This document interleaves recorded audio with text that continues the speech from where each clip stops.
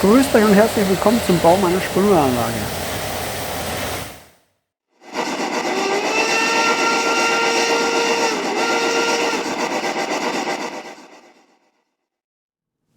Heute mache ich den Wasserfall. Dazu nehme ich mir erstmal hier eine Flasche Wassereffekte von Noch und trage auf eine Plastikfolie, eine dickere Plastikfolie so Streifen auf. Ungefähr in der Länge und Breite, wie ich das später brauche. Lasse ich schön trocknen. So, ursprünglich war ja der Plan, dass ich das einfach abziehe, aber das funktioniert nicht so, wie ich mir das vorstelle. Deswegen muss ich das jetzt rausschneiden mit dem Cutter. Aber das ist jetzt auch nicht tragisch, dann bleibt das halt die Folie als Basis mit dran. Das soll jetzt nicht das Ergebnis schmälern, hoffe ich zumindest. Bei mir passiert immer alles auf Hoffnung. Die Hoffnung stirbt zuletzt. Das sind ein Stückchen zu kurz, die muss ich noch ein bisschen verlängern. Also schaut es jetzt erstmal aus. Dann schnappe ich mir wieder meine Wassereffekte und trage das wieder schön auf.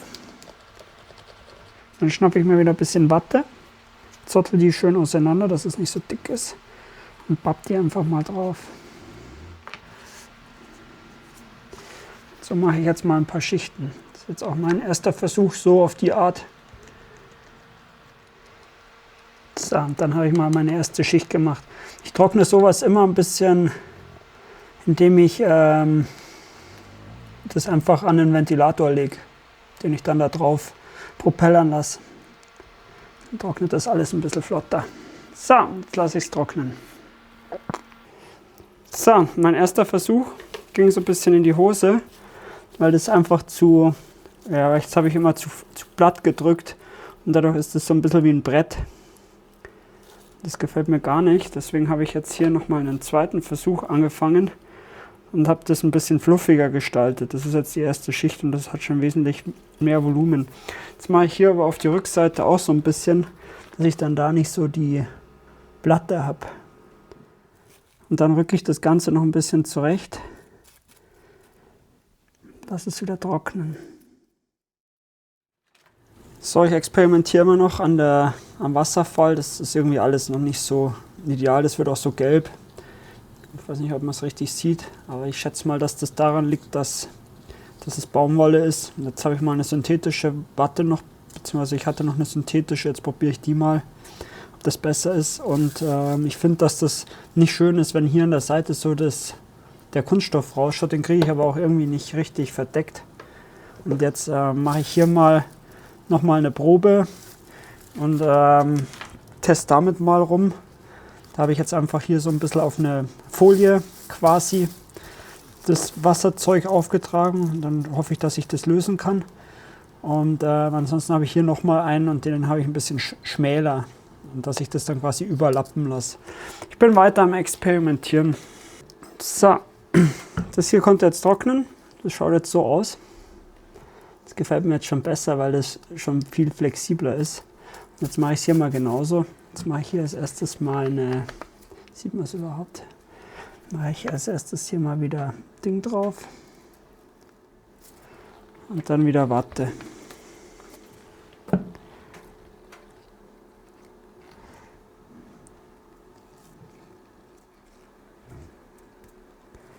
So, und dann lasse ich das Ganze wieder trocknen. Und das getrocknet ist, dann schaut es so aus. Und jetzt muss ich dem Ganzen so ein bisschen eine Dicke geben. Jetzt mache ich mal in die Mitte.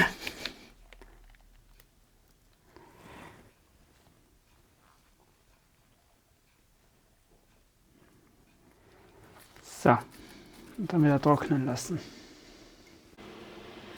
So, jetzt habe ich das Ganze auf einen Styrodurblock mit einer Nadel gepinnt. Und jetzt werde ich das Volumen aufbauen. Dazu mache ich jetzt hier 2 Striche, wieder 2-3 Striche. Und dann packe ich da Watte drauf.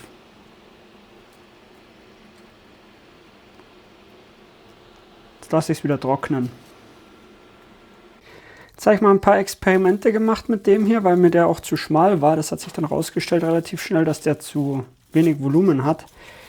Und irgendwie schaut es immer aus wie Watte. Ich habe jetzt hier mal mit Gießharz so ein bisschen oder mit Leim und alles Mögliche habe ich ausprobiert. Dann habe ich einen größeren gemacht. Das ist der hier, den man nicht richtig sieht. Und naja, da ist halt das gleiche Problem wie, kann ich das machen, dass man das sieht. Das ist halt das gleiche Problem. Ich finde halt, das schaut aus wie Watte. Und das ist vielleicht auch die falsche Watte. Jetzt habe ich mal eine andere bestellt. Jetzt habe ich aber auch mich entschieden, dass ich eine andere Variante mache. Und zwar habe ich mich jetzt dazu entschieden, dass ich mit Draht quasi das Untergestell hier mache. Ich gehe jetzt gleich direkt an meinen Wasserfall. Ich tue jetzt nicht mehr rumexperimentieren. Jetzt heißt es Butter bei die Fische. Jetzt wird gleich mal an Ort und Stelle gearbeitet. Dafür habe ich jetzt Sekundenkleber aufgetragen.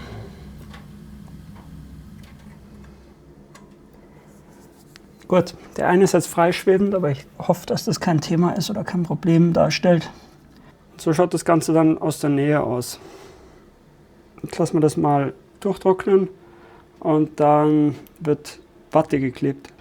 So, jetzt habe ich Filterwolle, mal zum Vergleich. Das hier ist Filterwolle und das hier ist normale Wolle. Und die Filterwolle hat schon gar nicht hier diese kleinen Stückchen drin.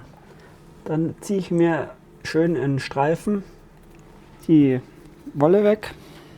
Dann nehme ich mir wieder Wassereffekte von noch und fange an. Mache hier einen Streifen drauf auf den Draht. Ui, das ist viel.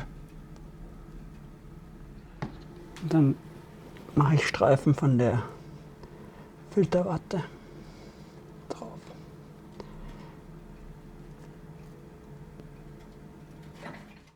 Und dann lasse ich das mal trocknen.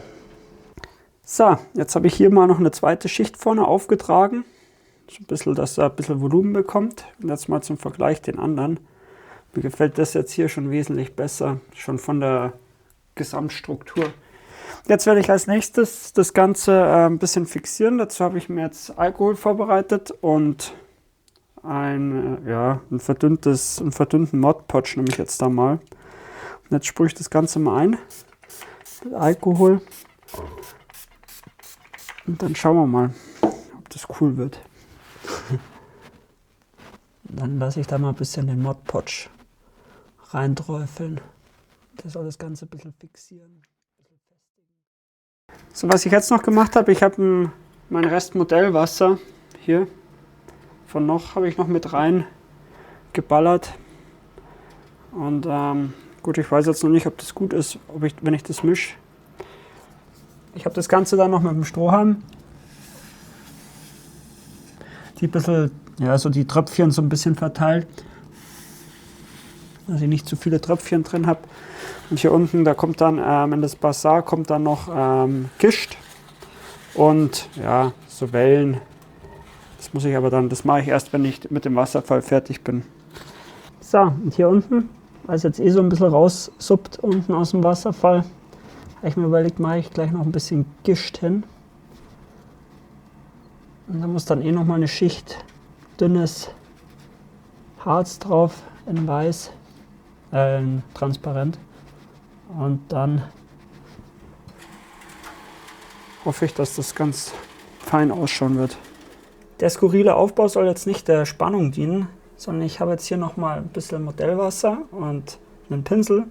Jetzt streiche ich den noch mal schön ein. Ich finde, dass der jetzt schon ganz cool ausschaut. Das gefällt mir schon mal. Dann habe ich hier in meiner Sprühflasche so ein bisschen Kunstschnee. Und da sprühe ich jetzt mal sachte drauf. So, mehr würde ich gar nicht machen. Der Wasserfall ist jetzt soweit fertig.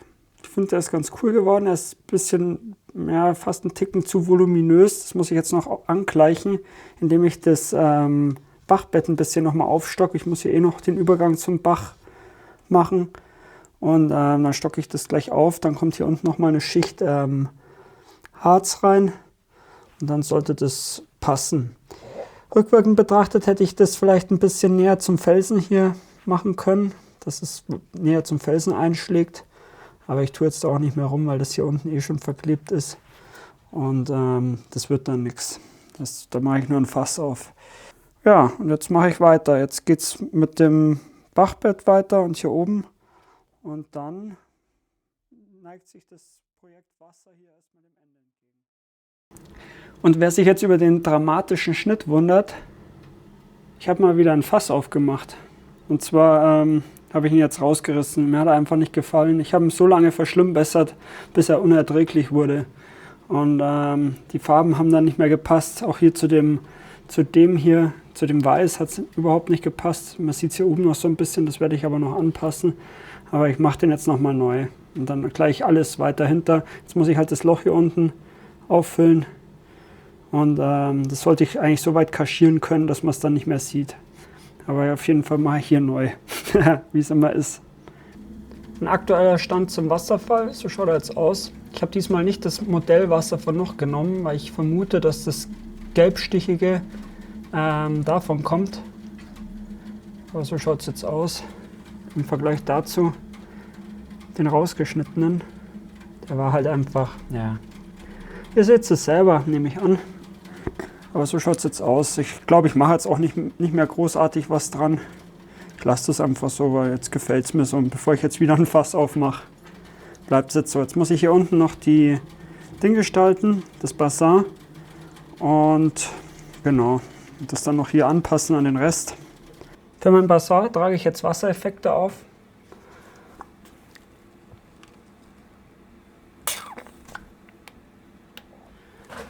Und dann verstreiche ich das mal mit dem Pinsel. Dann nehme ich meinen Strohhalm und verpuste alles.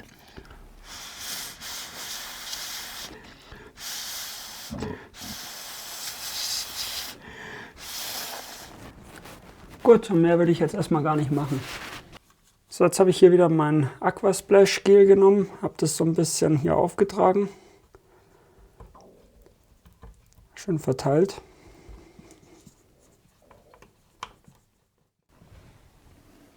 Und dann lasse ich es wieder trocknen. Das ist jetzt noch nicht ganz getrocknet. Das muss noch ein bisschen, aber ich muss dann auch den Übergang ein bisschen sanfter gestalten. Da werde ich hier noch mal ein bisschen mit Wolle in den Bach reinarbeiten. Das muss ich mal sehen, aber das muss jetzt wahrscheinlich noch 1-2 Tage trocknen. Während das jetzt trocknet, habe ich schon mal ein bisschen Bäume zur Probe postiert. Hier oben und unten auch, das zeige ich euch gleich. Aber ich möchte halt jetzt das schon mal hier so ein bisschen auschecken, wie das cool aussehen könnte. Da muss ich noch mal ein bisschen begrasen hier. Hier möchte ich eigentlich so ein bisschen eine Lichtung haben, dass das hier so ein bisschen frei bleibt. Hier so generell, hier dann vielleicht wieder noch mal so ein paar Gruppenbäumchen, da muss ich aber erst noch mal bestellen. Genau, und dann nach unten hin soll es, ja, muss ich mal schauen, weil hier geht es dann weiter, da soll eigentlich auch Wald hin. Aber jetzt zeige ich euch mal vorher das hier unten. Das schaut dann so aus. Das finde ich eigentlich ganz schön, wenn man hier so durchschauen kann. Und so ein bisschen die, ja, da hat man ganz schöne Blickwinkel. Das muss ich alles noch begrasen hier. So wird die Brücke ausschauen. Ist ein bisschen scheps. So, jetzt. Aber jetzt mache ich erstmal die Bäume weg und begrase nochmal. Ich habe jetzt mal die Bäume weggemacht und habe überall so Zahnstocher reingesteckt, wo ein Baum war, und habe mir das alles so ein bisschen zurecht gemacht. Und jetzt begrase ich. Das werde ich jetzt nicht zeigen, weil das habe ich ja schon oft gezeigt. Ich blende hier oben mal im Eck ein Video ein, wo man das genau sieht, wie ich das mache, falls es euch interessiert. Und ansonsten begrase ich jetzt und dann geht es ans Ausgestalten. Nachdem ich jetzt mal fertig begrast habe, schaut es so aus. Die Brücke habe ich jetzt hier schon reingeklebt. Ich habe ja den Begrasungsstil gewechselt und auch das Gras, aber dazu sage ich gleich noch was. Der Begrasungsstil, wie ich ihn vorher hatte, gefällt mir besser, da ist das für mich strukturierter, und so ist es ziemlich unorganisiert und willkürlich, und das taugt mir eigentlich so gar nicht. Deswegen werde ich das wieder so machen, wie ich es früher gemacht habe. Und ich habe das Gras gewechselt, weil das von Woodland Scenic ist erstens viel strohiger und zweitens bekomme ich das einfach nicht her. Da muss ich dann hier ein Säckchen bestellen. Das kostet dann jedes Mal 5 € Versand, dann dort ein Säckchen, und ich bekomme es einfach nicht mehr. Jetzt bin ich auf Mini-Natur-Dingens gegangen, glaube ich. Muss mal schauen. Ich blende ein Bild ein. Ja, auf jeden Fall, so schaut es jetzt mal aus. Jetzt mache ich als nächstes die letzte Schicht Wasser hier oben drauf, an den Stellen, wo es ein bisschen schneller fließen soll, quasi. wo es ein bisschen steiler ist. Und dann neigen wir uns langsam dem Ende entgegen. Die Bäume setzen und hier nochmal eine Schicht Harz rein, dass das quasi unter der Wasseroberfläche ein Stück ist und dann noch Wellen oben drauf und dann war es das eigentlich so. Ach ne, stimmt ja gar nicht. Die Brücke kommt noch und schottern muss ich noch. Genau, das sind jetzt die nächsten Schritte. So, jetzt fange ich mal hier unten an. Das ist ein bisschen, da wird es ein bisschen ruhiger. Da mache ich es ein bisschen, dass es so ein bisschen aufgeraut ist. Einfach so, da habe ich wieder hier mein Splashwater. Und dann mache ich das so ein bisschen, dass das ins Ruhigere übergeht. Versuche ich zumindest. Dann mache ich jetzt noch den Rest. Jetzt beende ich das Ganze hier und zwar jetzt mache ich hier mit meinem Waterform habe ich hier. Das, da nehme ich mir so halbe Wattestäbchen und mache jetzt so Schaumkrönchen drauf. Ein bisschen schauen.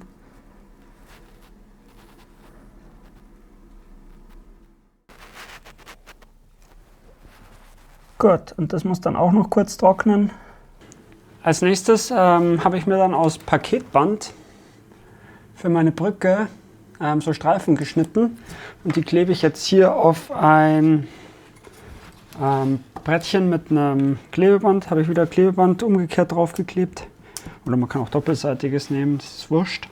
Der Tipp kam von einem Abonnenten, der hat gemeint, mach dir doch daraus für deine Brücke Riffelbleche. Und da habe ich mir gedacht, ja, das mache ich. Und die kleinen Stücke habe ich mir gedacht, da mache ich für meine Brückenköpfe so Bleche, dass der Schotter nicht runterfällt. Genau, und das ist jetzt der nächste Schritt. Dann nehme ich mir jetzt hier, habe ich mir ein bisschen eine Sandfarbe vorbereitet und male mal alles grob an. Nachdem das Ganze getrocknet ist, schnappe ich mir dann eine Rostfarbe, die ist ein bisschen dicker und streiche mal einmal schön rostig drüber. Wenn es wieder getrocknet ist, schaut es so aus.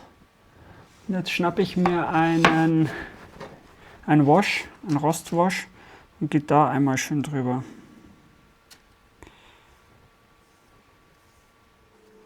Und zu guter Letzt habe ich mir noch ein schwarzes Wash gemacht und das trage ich jetzt noch auf.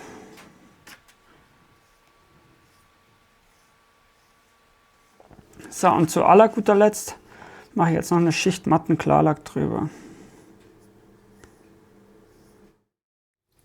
Jetzt sind meine Riffelbleche getrocknet und jetzt habe ich mir hier schon, ich weiß nicht, ob man es sieht, eine kleine Platte mit ein bisschen Sekundenkleber vorbereitet und da tauche ich das jetzt vorsichtig ein. Hier das habe ich alles schon ein bisschen gealtert. Das schaut jetzt in der Kamera ein bisschen stärker aus, als es das in Wirklichkeit ist. Und jetzt klebe ich das da schön hin. Am besten ohne mit dem Finger kleben zu bleiben.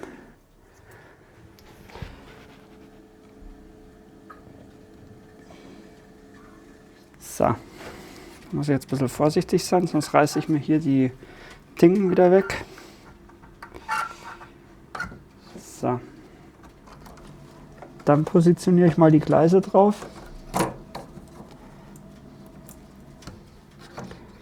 Dann kann ich sie endgültig ausrichten. So.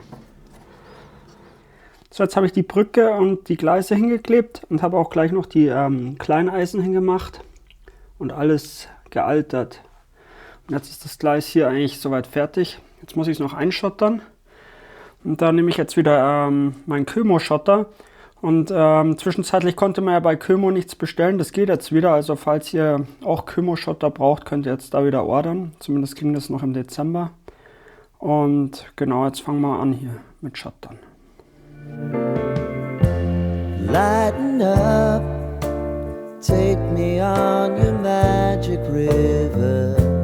Tell me all your dreams align. Sign me up and tell me about the people that you know who are trying to feed. Der Schotter ist jetzt schön durchgetrocknet. Jetzt kann ich dann den letzten Schritt machen, hier erstmal brückentechnisch. Und zwar kommen jetzt hier auf die Brücke noch diese Bleche, die ich gemacht habe. Und dann geht es weiter mit dem Wald. Da habe ich jetzt meine Wellbleche. Und dann klebe ich die mal schön auf.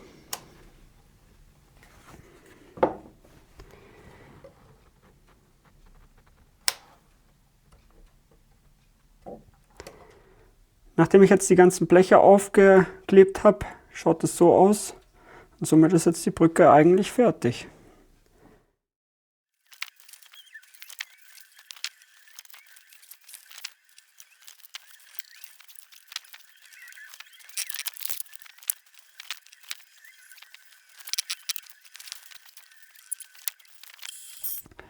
Die Bäume sind jetzt soweit geklebt und jetzt habe ich hier noch von einer alten Zimmerpflanze Wurzeln abgezottelt und den Übergang hier ein bisschen mit so einer Erde gestaltet. Das schaut jetzt so aus.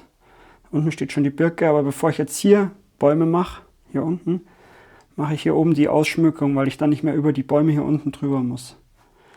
Jetzt habe ich mein Segment abgeschlossen. Hier ist ein habe ich noch einen vertrockneten Ast quasi als abgestorbenen Baum hingemacht. Ich habe die ganze hier so Wasserpflanzen, so ganz feine und ein bisschen noch ja, Bewuchs. So schaut es jetzt aus. Bei dem Weißen hier von dem Bachbett bin ich mir jetzt nicht so sicher, ob mir das so 100%ig gefällt, es mir irgendwie nicht.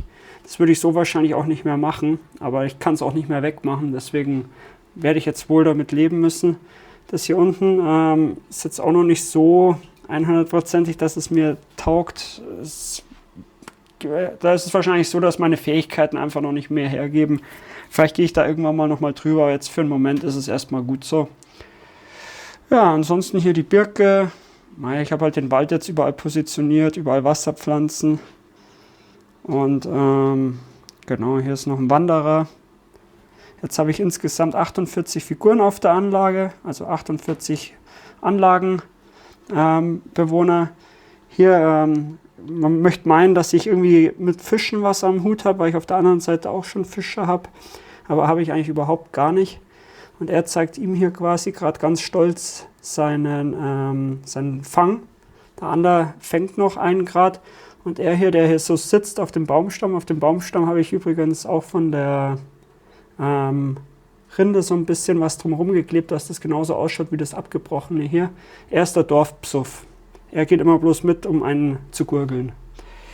Genau. Was habe ich noch gemacht? Nebenbei habe ich noch auf der anderen Seite die Prellböcke entfernt bei der Drehscheibe. Da kommt jetzt einer hier hin. Hier soll ja meine Holzverladung hinkommen. Und die Prellböcke habe ich ersetzt durch Knaggen, durch Gleisknaggen. Genau, jetzt ist das ein bisschen näher an der Realität, das Ganze. Ja, und ansonsten ist nicht weiter viel passiert. Im nächsten Video werde ich mal ein Fahrvideo machen. Und dann soll es das für heute oder für dieses Video erstmal gewesen sein. Ich hoffe, euch hat es gefallen. Bis zum nächsten Mal.